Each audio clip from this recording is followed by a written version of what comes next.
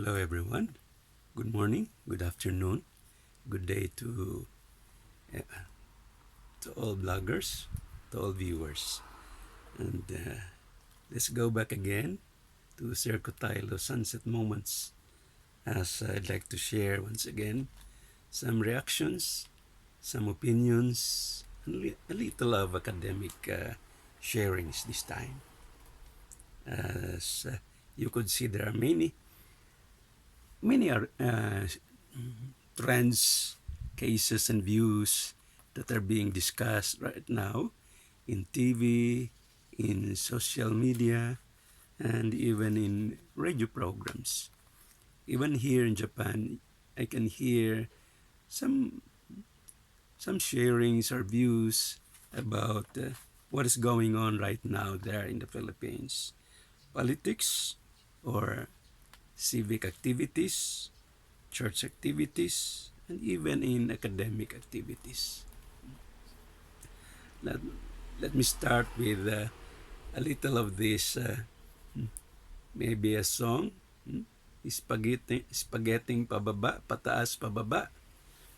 Spaghetti pataas, spaghetti pababa. I don't know. I cannot remember who was the original. I think it was from Itbulaga, no? That they're dancers about this. But let me just take it from that literal, from that literal views. Who are those up, those who are below, and why they need to go up, and why they need to just be there. The grassroots, elitists, and other matters. Politically, uh, we have heard about Manny Pacquiao, and I think it's also Lacson, Senator Lacson, who are aiming for the presidency. And some survey said Mayor Inday Sara is also one of the contenders, just from the from the surveys. We have also Isko Moreno and Bongo in their lists. But why a need for that position? Do you really need higher positions in order to serve the government or serve the people? This is one thing I'm trying to check. Why a mayor or why a barangay kagawad want to be a councilor, a city mayor, or even on higher positions? Why a mayor, why a senator want to really go up and be a president? Even here in other countries, they want to be a prime minister. Even in just their party, they want to be the president of their political parties. And they take it from the point that they want to serve the people. They want to serve their nation. Now, there are many things where we can really find some positions. Maybe in our family, we have our nanay, our tatay, we have our kuya, we have our ate. And actually, these are not positions. They are just in accordance to their age. Of course, we give respect to our parents, calling them our papa, our dad, our tatay, itay, otosang. And also there are others who give respects to their siblings, kuya, ate, and these are due to their respects. There are even those siblings who just call itself by their names. Junjun halika. Hmm? Hmm? Jessica halika. Alan, please help me. So they're just with this kind of callings, direct names, calling by their names. In America, I think this is also traditionally being practiced. But you cannot say they are no longer polite to their parents or their siblings. And well, one thing also, in some institutions like schools, you have your teacher and you have your principal, you have your supervisor and superintendent, and you cannot just call them by their names. Those are positions and academic ranks as well. So there's that calling ma'am, madam, and they are also called dean, the chancellor, the doctor, academic doctors, or whosoever. But there are those academic ranks and also positions. Some instructors are already, college instructors are already being called as professor. But they are not professor academically. In terms of their rank. You have to climb from the instructorship 1, 2, 3, 4, and go climb to the assistant professorship 1, 2, 3, 4, associate professor 1, 2, 3, before you will be called a full-time professor. But that is only academic rank because it is there that you are given your salary in accordance to your academic rank. It does not say that you are already a principal, then you are also qualified to have higher payment or salary. No, it's not like that. Also, in political positions, maybe according to their positions, they are also given these higher salaries. But I have heard also from President Duterte that he is not also given that much high salary. He's not complaining about it, but he tried to compare it from other managers or directors who also received more than what he received as his salary. Now, I don't know if there are those being given respect and recognitions who really have to be there on top of their positions. Meron naman tayong mga ibang tao na binibigyan natin ng respeto, pagpupugay, dahilan sa kanilang mga nagawa, kabayanihan, or kung ano pa man. Siguro isa, pambansang kamao, si Manny Pacquiao, dahilan sa nagawa niya sa sining o sports dito sa boxing. And other athletes also given a good name kung sino sila. Mga national artist, ika nga, dahilan sa magandang pananaliksik nila, sa magandang binigay nilang mga naging achievements nila. Pero sa mga civic, sa mga ordinaryong tao, kahit na nga sa past history, Jesus was not even called bishop or archbishop. Lapu-Lapu, who also tried to defend the Philippine country, also was not a master or grandmaster or a colonel, but he could also do something to protect the country. So hindi nila kailangang magiging isang may tawag na posisyon para magampanan nila ang kanilang serbisyo sa o katungkulan ba para sa bayan. Si Pedro kalungsod, yung unang naging santo, Pilipinong santo, hindi naman siya bishop eh. Hindi naman siya obispo para maging santo siya. He was just a mere altar boy who also joined some missionaries to go and pioneer in Japan, bring Christianity here in Japan. At dahil doon, gusto niyang sumama, siguro tumulong para sa mga ganitong mission. So, dumating siya dito rin. Sumama siya dito sa mga missionaries, Christian missionaries.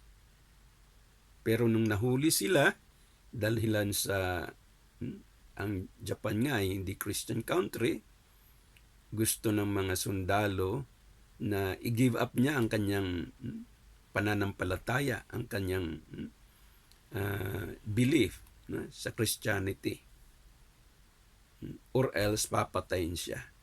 So katumbas ng buhay niya ay ang pag-surrender ng kanyang paniniwala. At dahilan doon, hindi siya sumuko, nilamon niya ang kanyang pananampalataya, ang kanyang paniniwala sa Christianity. Kaya nakilala rin siya hundreds of years para siya gawing santo. 80% of itong mga Pilipino, mga Christians. Pero bakit dadalawa lang ang santo sa Pilipinas? Sa Korea, kukunti ang Kristiyano. I mean, marami. Pero sa Katoliko, kukunti lang ata eh. Pero ang dami nilang Katoliko. I mean, santo, ika nga. Pero hindi sila andun na sa posisyong obispo, arsobispo, o kardinal. Sa Pilipinas nga ata, ilan lang yung kardinal.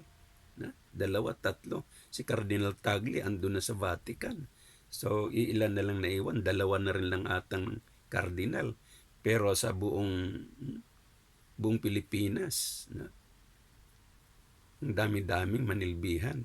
Pero, yun nga, hindi kailangang may posisyon o tawagin silang Monsignor, o mailagay sa tuktok ng posisyon nila. Father is already, or Reverend Father is already enough for them na bigyan sila ng hindi karangalan kundi respeto sa kanilang mga posisyon, sa pag-aalagad nila sa kanilang tawag doon, kanilang lugar, diocese. No. Sa naman, sa eskwelahan, sa mga paaralan, nabanggit ko na ata ito, mga principal, dean or chancellor, meron yan sa Magna Carta for Teachers na kailangan may distansya talaga. There must be a distance between teachers at saka itong mga estudyante. Hindi sila pwedeng magkaroon ng social close relationship. Dahilan sa pwedeng magkaroon ng magnet diyan, magkaroon ng ibang relasyon. So baka mapunta pa sa mga emotional relationship ang mga yan. So sa Magna Carta for Teachers, nasambit dyan na kailangan medyo distansya lang ang mga teachers at estudyante. Pero of course, pagdating naman sa mga guidance and counseling, they offer their counsels, their advices to those students who are in need and students who really need to open up or wanted to open up their cases. Bigyan sila ng mga hope, moral support, etc. Then, ito namang mga simpleng tao, ordinaryong tao. Meron sa vlog isang kargador sa Divisoria, si Dave. Kargador lang siya, no? Anak ng isang broken family. Kinupkup ng isang vlogger, no? Ayaw niya. Pero binalik-balikan siya ng isang vlogger, si Tekram, hanggang sa pinuntahanan niya yung guardian o nag-adapt kay Dave at talagang naintindihan naman nila yung magandang motibo ni Tekram. Now, the boy is really in good faith. Nagiging magandang halimbawa pa siya. Maraming mga program din na kumbaga hindi lamang sa politics or sa schools na medyo nakakaiba rin ng experiences. May sharing lang nga kami dito sa isang kaibigan kong Pinoy dito sa Japan. Kukunti lang kami rito, mga magkakilala. Dito sa mismong city namin, 2 lang kami mga Pinoy, mga lalaki. May isang babae dito sa city na Pinay. Ang iba medyo malayo-layo at hindi rin namin madaling mapuntahan, kausapin. So kami lang itong isang lalaking ito. Hindi ko na lang siya pangalanan.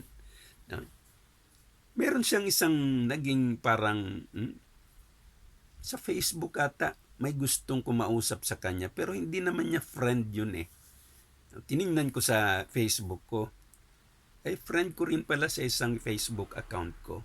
Pero ang sabi ng kaibigan ko, ang sabi niya, humihingi daw ito ng, hindi naman direct na humihingi ng tulong, kundi nag-friend request, tapos nag-open up, tapos tanong yung kaibigan ko, medyo nag-research muna siya kung sino nga ba itong batang ito. 18 years old. And membro rin pala siya ng Tung Ilmudo Association, Black Belt. Pero kung ewan ko kung nung batch siya nakipag-training, umuwi na rin siya sa bahay nila. Pero nakapaglingkod din siya sa mga centers daw nila noon. I just don't know how long nananilbihan siya. Now, dito sa kaibigan ko, nakapag-open up siya na may sakit daw yung mama niya at nangangailangan sila ng tulong dahilan sa kailangan nga nila ng gamot. Pumunta siya sa mga dati niyang mga instructors. Humingi rin ng tulong. Pero sinabihan lang siya. Kahit na dun sa mga matataas na mga puno ng asosasyon, sinabihan lang, kaya mo yan. Kaya mo yan. Sige lang. And after that, iniwanan na siya. But mind you, physical needs na sa health condition ng mama niya ang medyo kailangan na talaga ng tulong. Mobilizer pa nga daw ng isang program, HTM program ng isang church. But he was rejected to have been given moral support or financial support or whatsoever. Nakipagkaibigan siya dito sa kaibigan ko rin until such a time when nag-open up siya sa kaso niya. And not to cut the story short, humingi na rin siya ng tulong. Hindi naman niya daw binigyan ng o nagsabi kung magkano, pero kahit magkano lang daw na tulong, sapat na daw yun para kahit papaano matulungan niya yung mama niya. Siguro panggamot or what. Pero sa pananaliksik ng kaibigan ko, hindi pa nga daw graduate ng elementary itong batang ito eh. Kaya nga daw, nag-apply ng mga trabaho, pero hindi siya matanggap-tanggap dahil sa grade 3, grade 4. Na? Undergrad siya sa elementary. Now, how can he help his mother and his family? No, wala siyang ibang matulungan. Kumakatok-katok siya sa mga taga-centers or mga leaders, mga kuya, instructors, masters, pero wala siyang natanggap na suporta. Siyempre, mababa lang, miyembro lang siya. Sino ba siya para bigyan talaga rin ng concern? Siguro kahit man nasabing, sige, pagdasal ako ang mama mo.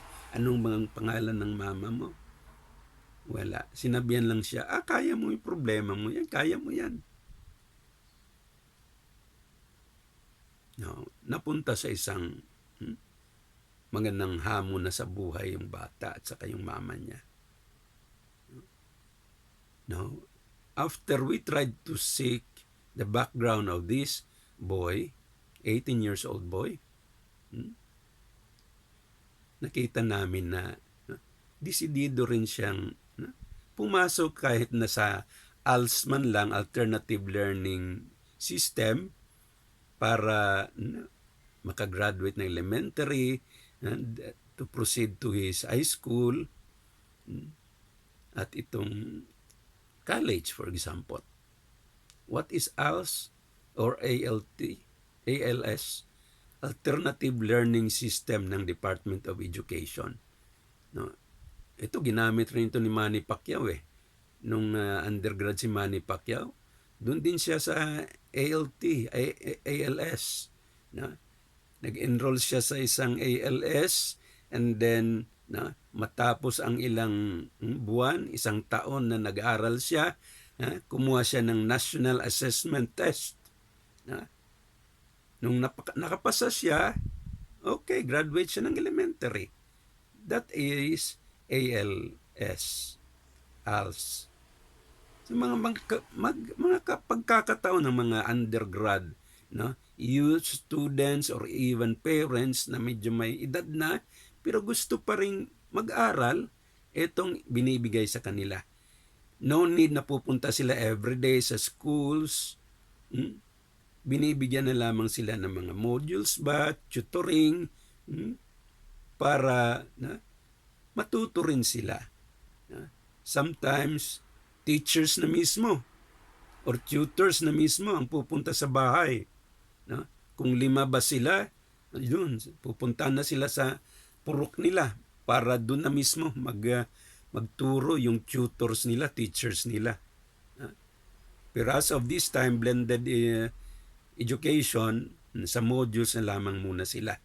But they also need itong mga cellphones para sa mga group chat nila, asking for from their teachers kung anong ibig sabihin itong module 1, 2, 3, anong ibig sabihin ng mga andun sa modules nila. So they need also itong mga gadgets na ito.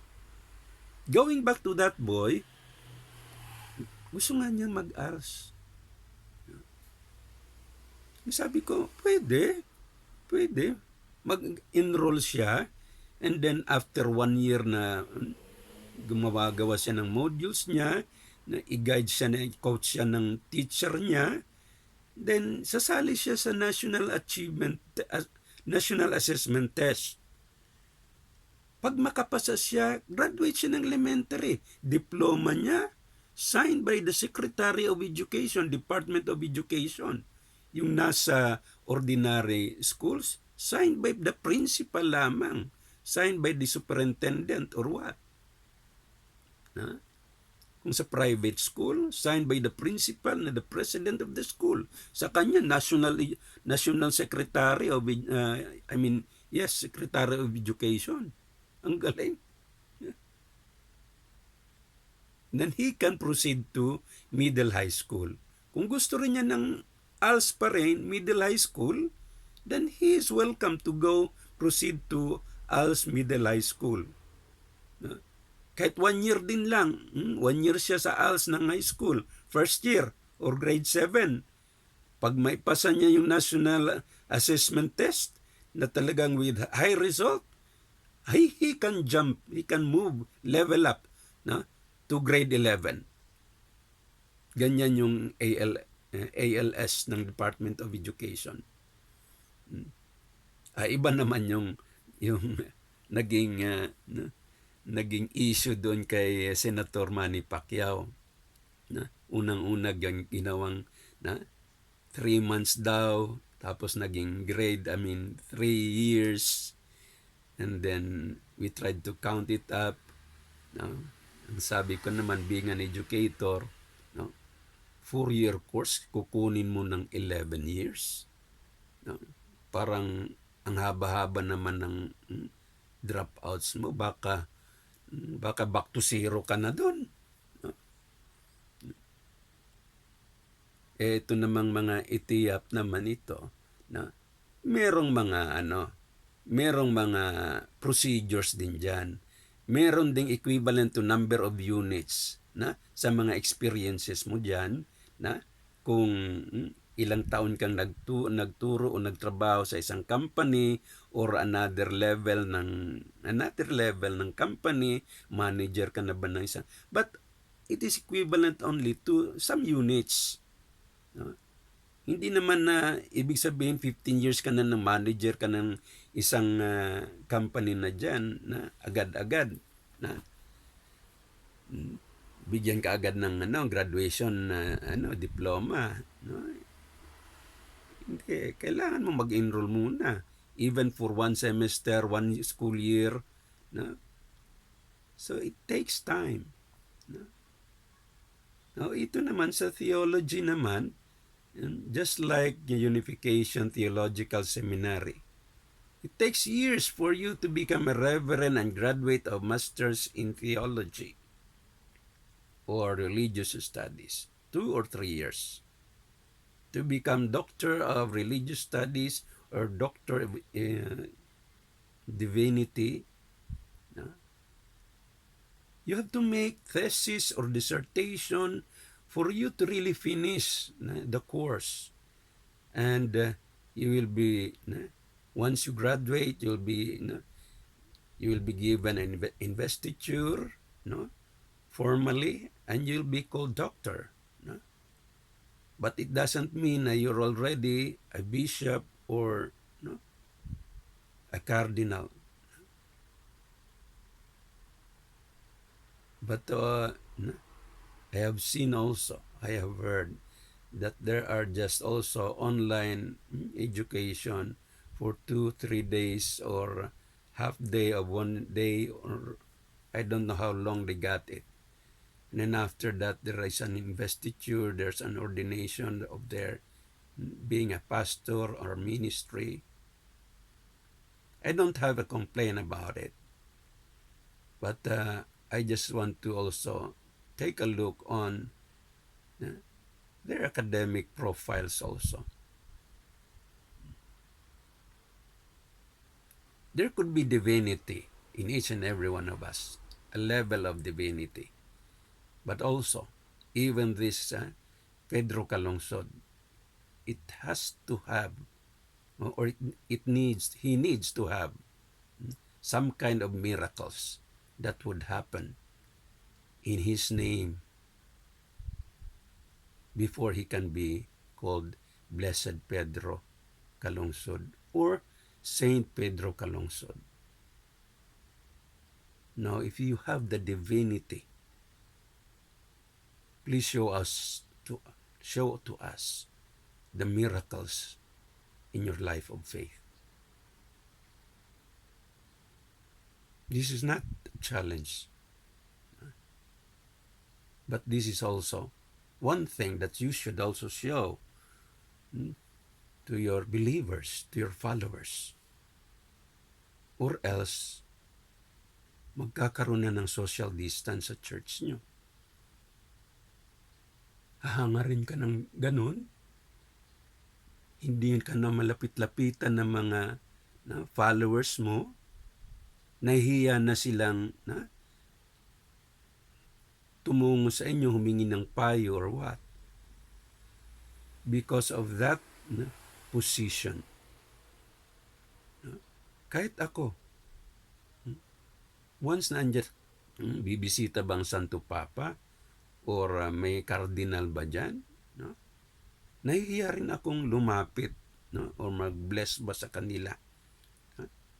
Because I know I'm a sinner.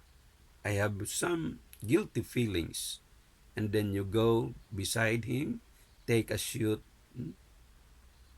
picture with him, a selfie with him or her. Medyo nakakahiya naman, lalong-lalo na kung alam mo rin ang spiritual level mo.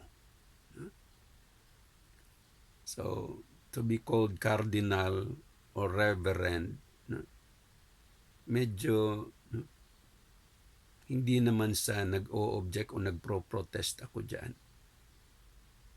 It's on our level of spirituality that we can be